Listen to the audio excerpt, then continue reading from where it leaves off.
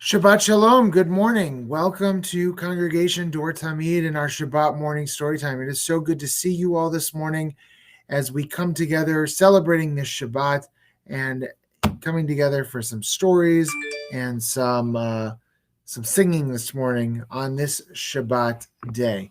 This beautiful day outside. So let's begin. Let's get right off to it with some singing, and then we'll get into our stories. Bim, bam, bim, bim, bim, bam. Bim, bim, bim, bim, bim, bam. Chiri, biri, biri, bim. Bam, bim, bim, bim, bam. Bim, bim, bim, bim, bim, bam. Shabbat Shalom. Hey, Shabbat Shalom. Hey, Shabbat. Shabbat, Shabbat, Shabbat Shalom. Shabbat Shalom. Shabbat Shalom. Shabbat, Shabbat, Shabbat, Shabbat Shalom.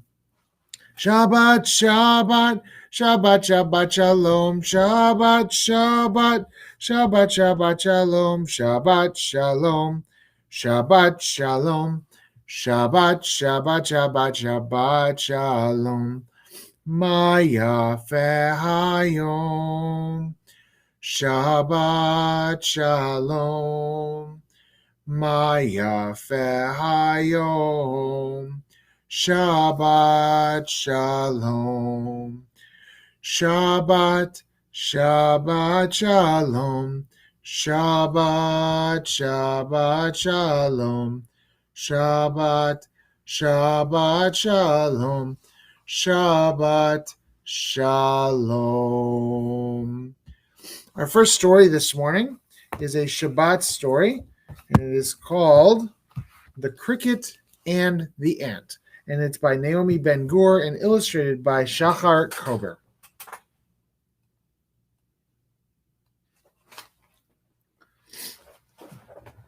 On Sunday, lali lalo lair, the cricket chirped in the town square. On Monday, chit-chat, chark, the cricket warbled in the park. On Tuesday, oh, how very sweet, tra-la, tra-la, trilled in the street. On Wednesday, diddle-dum-dum-dee, he leaped and danced along the sea. On Thursday, yappity yippity yop, he sang and played in a nearby shop. The week had been busy with singing and fun, and Cricket was tired from all that he had done. So on Friday morning he opened one eye. Oh, it's too early, he said with a sigh. I'll sleep a bit longer, and then when I wake, I'll bake for Shabbat a yummy cake. He woke a bit later, just 1 hour more, he said in a voice that turned into a snore. Then he woke with a start and sprang from his bed. He stared at the clock. Oh, where was my head? It's late afternoon. I've no time to waste. Shabbat's coming soon. I must bake with haste. He rushed to the pantry, then gasped. Oh, dear me. There was nothing. No crumb, no food he could see. He dashed to the fridge and peeked in, but once more, there was nothing inside when he opened the door. He searched all the cupboards to hunt and to check, but his whole house was bare, not one nibble or speck. The cricket was stumped. Now what can I do? There's no time to shop for more groceries, it's true. So how will I make my grand Shabbat cake? Could I use some fine sand plus some drops from the lake? Then he sniffed at the air. Hang on, what's that smell? Something yummy is baking nearby, I can tell. Someone is making a cake while I can't. It must be that hard-working insect, the ant. So the cricket went knocking upon the ant's door. Excuse me, but could I just trouble you for 1 small spoon of sugar? I'm baking, you see. At least I will bake if there's sugar for me. Thank you so kindly, he said and rushed back. But then in his kitchen, oh no, now I lack. Knock, knock, knock. Hello again, Ant. I'm back if I may. Can you spare me a droplet of oil today? He bowed to the ant, then he hopped and rushed back. He entered his kitchen. Oh no, now I lack. Knock, knock, knock. Madam Ant, just once more I must beg. Could you spare for a cricket just half of an egg? Thank you, dear Ant. You're a fine friend indeed. He rushed to his kitchen. Do I have all I need? Knock, knock, knock. Sorry, I just need some flour, a bit, a handful, a pinch. Yes, thank you, that's it. The ant heaved a sigh, then said, Indeed, it's pleasant to help out a friend who's in need. Then the ant in her chair laid back, closed her eyes, just as the moon was beginning to rise. But what may you ask of her wonderful cake? Did she turn off her oven? No. What a mistake.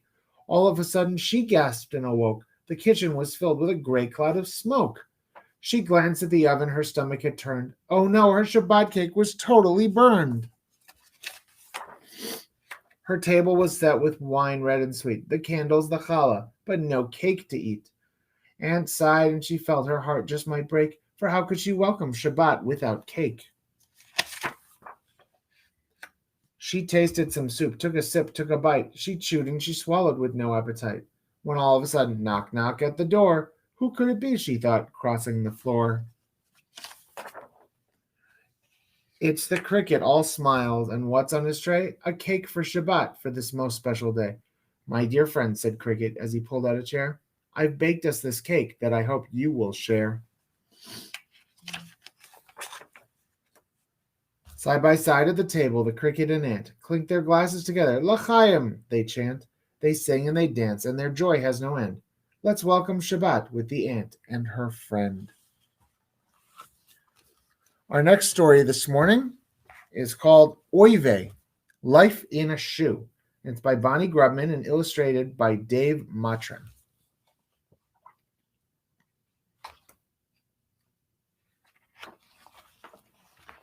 Mrs. Greenbaum lived in a shoe with her 13 kids and her husband Lou. Redhead brothers Ted and Fred hogged the covers and the bed. Josh and Jake collected rocks. Abe and Gabe wore clashing socks. Sam was small and not like Zach, but not too small to tag him back. Side by side were Len and Ben. They were the twins, numbers 9 and 10. All around and in between were Dean and Dave and sweet Maxine. The lovely shoe was full of noise, with jumping, yelling, happy boys, singing, laughing, joking too, and a baby playing peekaboo.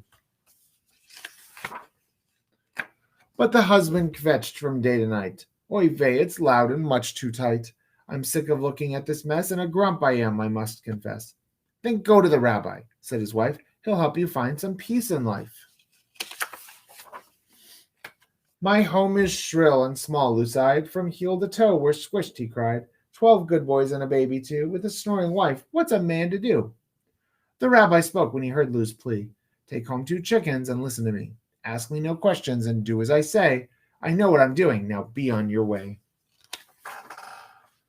The days and weeks were worse than before.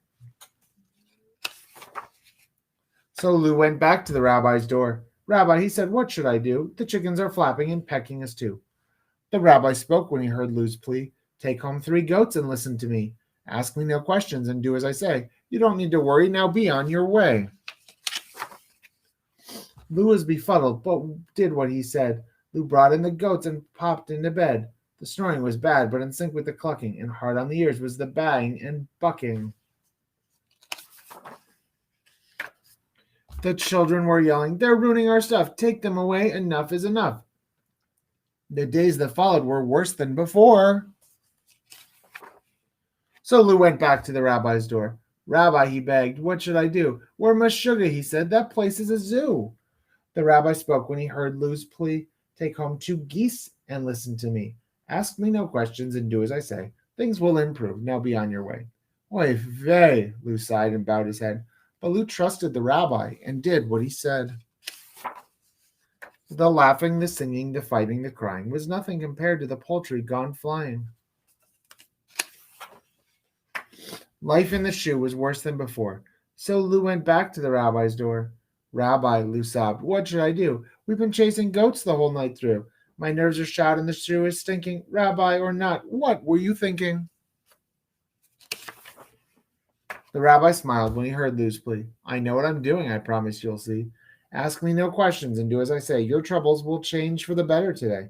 Take all the animals out of the shoe. They don't belong inside there with you. For joy, Lou cheered, for thrilled he was, and thanked the rabbi like everyone does. He led the animals into their stalls and went back home and kissed the walls. No more honking, no more clucking, no more feathers, no more bucking. No more goats to chew on toys, no more animals making noise. Just singing and laughing, kvelling too, and a baby playing peekaboo, yelling, jumping, a snoring wife. With love in the shoe, it's a bustling life. The end. And our last story today is called Picnic at Camp Shalom. And I chose this because some of our kids are already at Barney from CDT. Some are going to Coleman this week. Some are going to other camps in the next few days. Day camps are starting soon if they haven't already. So in honor of camp starting, we're going to read this story as our final one today.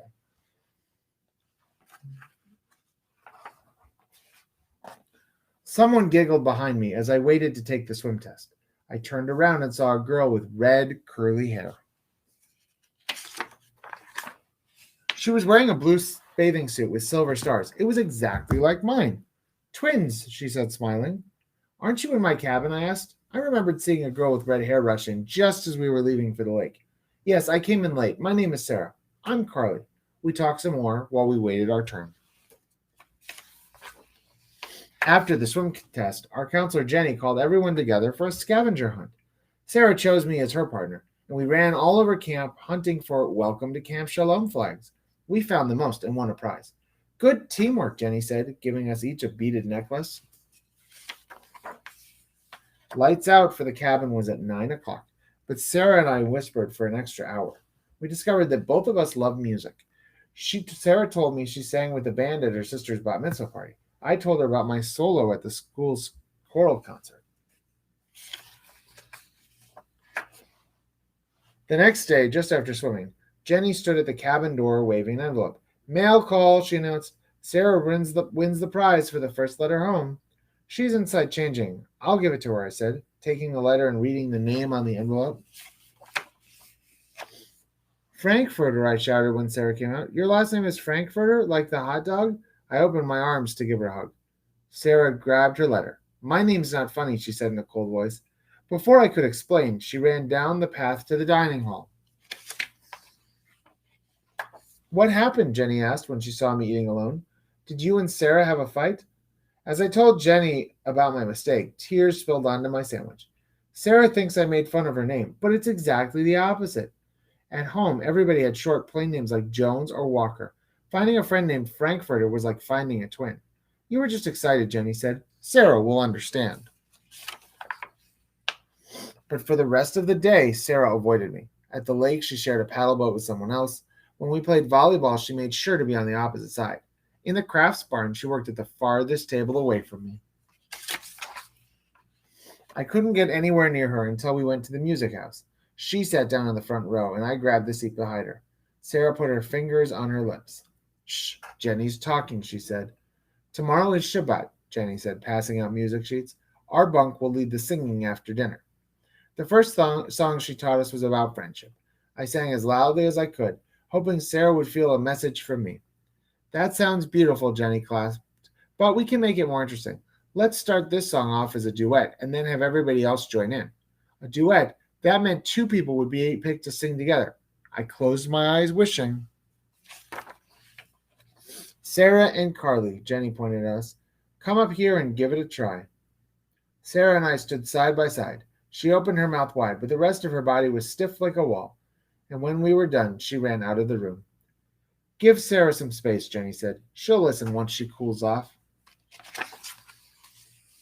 The next night, everyone put on their white clothes for Shabbat. The light from the candles sparkled over our faces as we sang the blessings. Our voices echoed in the big room. We sat down to matzo ball soup, challah, and roasted chicken. Weekends at camp are great, Jenny said, from Shabbat dinners to the Sunday picnic. After we ate, it was time to sing. Jenny gave me an extra job as we got it from the table. Introduce yourself and Sarah before the song, she whispered. Finally, I thought, a way to make Sarah listen to me. Shabbat Shalom, I began. The room got so quiet. I thought I could hear the candles flicker. My name is Carly Hamburger. Hamburger? Like chopped meat? Sarah whispered. I nodded with a big smile. Sarah took my hand. Every note we sang together sounded perfect to me. Afterwards, on the way back to the cabin, Sarah told me about a girl at school who makes hot dog jokes about her name. A boy at school teases me with hamburger jokes, I told her. The darkness was a tent, giving us a quiet place to share our secrets. Hamburger and Frankfurter, I giggled. Two girls with the same problem at school. But not at camp, Sarah laughed. Here we're just what you need for the Sunday picnic. The end. I hope you enjoyed our stories this morning. We'll be back next Saturday morning for another Shabbat story time. Our morning service starts in an hour at 10:30. I hope you'll join us on Facebook, on Zoom, or on our website for our services, as we're going to celebrate with Caitlin and Ryan Latau as they become B'nai Mitzvah this morning.